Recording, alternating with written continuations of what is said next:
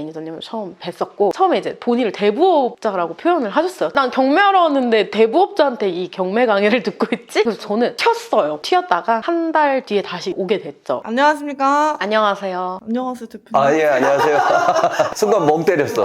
반갑습니다. 재경사 매니저 등대직입니다. 안녕하세요. 재경사 부매니저 희망태 직자입니다. 매니저님의 오른팔이 되고 싶은 엄지 발가락이랄까요? 오른팔이 되고 싶은 엄지발가락이요? 그럼 내가 뭐가 돼, 계속. 근데 원체 똑순이야, 똑순이. 좋습니다. 두 분이 함께 하게 된 배경도 많이 궁금하실 것 같아요. 바야흐로 2021년부터 부동산이 들썩들썩거리기 시작했지 않습니까? 여기도 부동산 저기도 부동산 하니까 나도 부동산 한번 해봐야 될까? 이렇게 생각을 했어요. 돈이 많이 없으니까 부동산 경매라는 걸 알게 됐고, 모르니까 이제 배워야겠죠. 커뮤니티들을 찾다가 재경사를 찾게 됐죠. 처음부터 유료로 하기가 쉽지 않지 않습니까? 그래서 이제 무료 특강을 해주고 있으셨었거든요. 그 무료 특강을 통해서 매니저님을 처음 뵀었고, 처음에 이제 본인을 대부업자라고 표현을 하셨어요. 난 경매하러 왔는데 대부업자한테 이 경매 강의를 듣고 있지? 그래서 저는 튀었어요. 튀었다가 한 달 뒤에 다시 오게 됐죠. 수왕이가 13년지기 친구인데 여기 나쁜 곳 같진 않다. 그래서 저를 다시 이끌어가지고 같이 경매 무료 특강도 듣고 정규 강의도 듣고 하면서 첫 입찰에 첫 낙찰을 받았어요. 온 지 한 2, 3개월 만에. 그러다 보니까 신뢰도가 확실히 생겼고, 나쁘신 분은 아닌 것 같고 좋으신 분 같아서 계속 재경사에 잔류하게 됐습니다. MPL, GPL 하고 계시면서 경매 무료 특강을 하셨던 거예요? 지금은 하고 있진 않고, 재경사의 특성상 모집이 잘 안 되니까 무료로 많이 열심히 하긴 했었죠. 맞아요. 그래서 되게 작은 규모다라고 생각했는데, 오래 함께한 멤버들, 그런 분들이 많이 계셨었고, 또 매니저님이 보통 내기가 아니다 그런 생각이 드니까 계속 옆에서 배우고 싶고 그렇게 됐죠. 두 분은 지금 전업 투자자이신 거잖아요. 네, 맞아요. 전업 투자자의 일상을 많이들 궁금해하잖아요.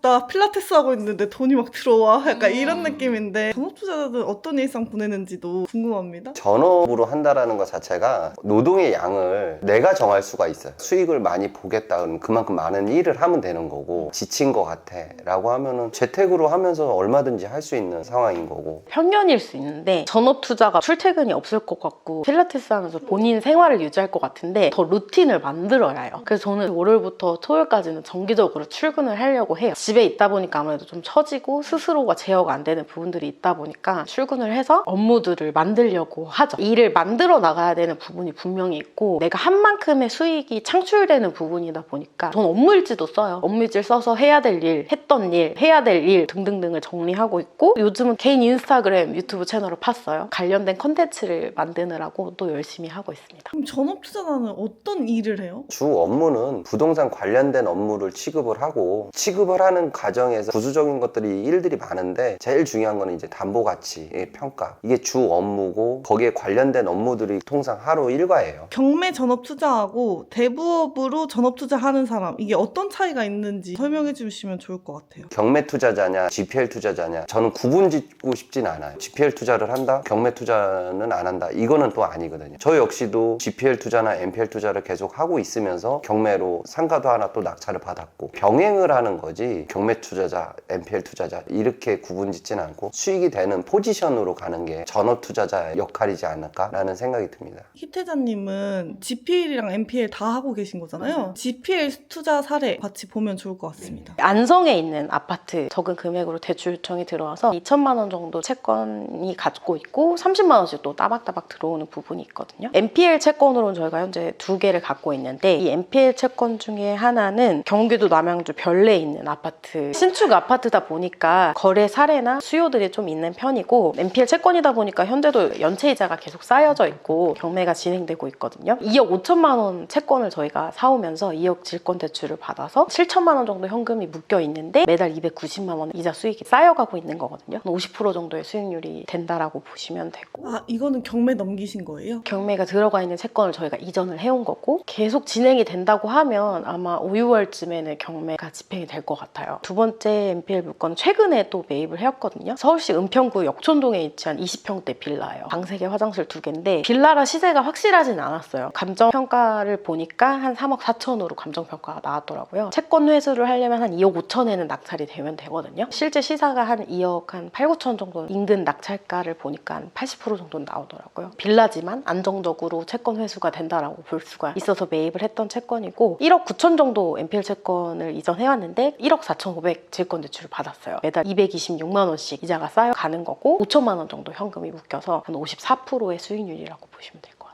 이 채권 자체도 대출이 나갔던 물건이고 가치 평가라든가 시세 조사라든가 모든 게 다 선행이 돼 있었던 상황이라서 부실이 됐을 당시에는 절차대로 밟아간 거죠. GPL사에서 대출이 나갔는데 이 사람이 대출 이자를 안 내요 했을 때 NPL사로 넘기는 건가요? 그렇죠. GPL 수강생분이 받았던 물건인데 NPL사가 이전을 해가신 그렇죠. 케이스? 그러니까 GPL사도 우리 수강생 분들이고 NPL사도 우리 수강생 분들. 물론 GPL사도 경매를 넣고 절차대로 진행할 수 있는데 GPL사는 질권대출을 받을 수가 없어요. 대부채권 매입 추심업 NPL사들만 질권대출을 받을 수 있다 보니까 아무래도 많은 현금이 묶여있는 것보다 NPL사에게 이전을 하고 질권대출을 받고 경매 절차대로 진행하는 게 수익률이 훨씬 좋다고 볼 수가 있겠죠. 그 GPL사들은 못 받은 대출 이자는 어떻게 해요? 저희가 다 원금이랑 그 이자까지 주고 채권을 이전해옵니다. 실제로 대출 이자랑 원금까지 주고 이전해 오신 거예요? 한 번도 저희 멤버들 거는 할인해서 가져온 적이 없어요. 그렇죠?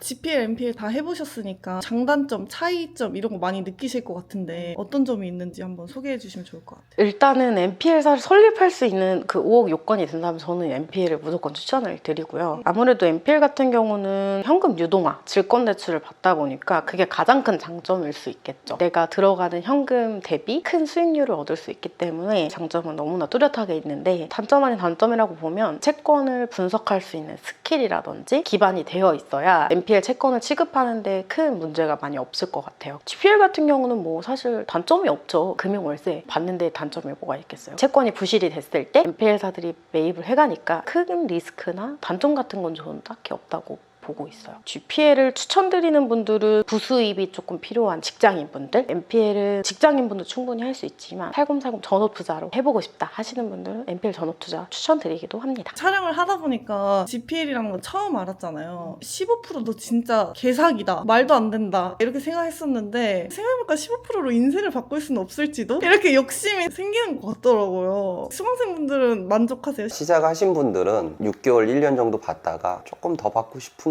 그러면 다음 선택지가 어디가 있을까에 대한 고민을 해보잖아요. 그랬을 때 NPL이라는 다음 스텝이 있으니 NPL로 다 넘어오시려고 하죠. 소사무실 같은 데 가보면 대부사 진짜 많더라고요. 다 하고 있었구나 이런 생각들을 하는 것 같아요. 솔직히 자본금이 많으면 GPL만 해도 너무 안정적이죠. 10억 있으면 GPL만 돌려도 엄청 짭짤한 수입이기 때문에 근데 저희가 다 돈이 그만큼 없고 그만큼까지 가야 되는데 시간이 필요하기 때문에 NPL로도 열심히 해야 되는 부분이 있지 않은가 생각이 듭니다. 또 GPL 정규 강의 1기가 마무리가 되고 사업자들 다 내셔서 지금 투자를 바로 앞두고 계신데 2기 준비, 정규 강의 어떻게 준비하고 계신지. 저희 GPL 정규 강의는 소수로 진행되고 있고요. 소수로 진행하다 보니까 소통이 원활하고 정규 강의 끝나고 나서 스터디를 또 운영하고 있으니까 소통이 유지되고 있고 강의로 시작해서 강의로 끝나는 게 아니라 빠르게 투자가 될 수 있게끔 제가 최대한 노력을 하고 있습니다. 정규 강의 같은 경우는 현실적인 투자를 원하시는 분들에 한해서는 좋은 정규 강의가 될 것 같습니다. 사업자 설립하고도 투자가 안 된 사례가 한 건이라도 있나요?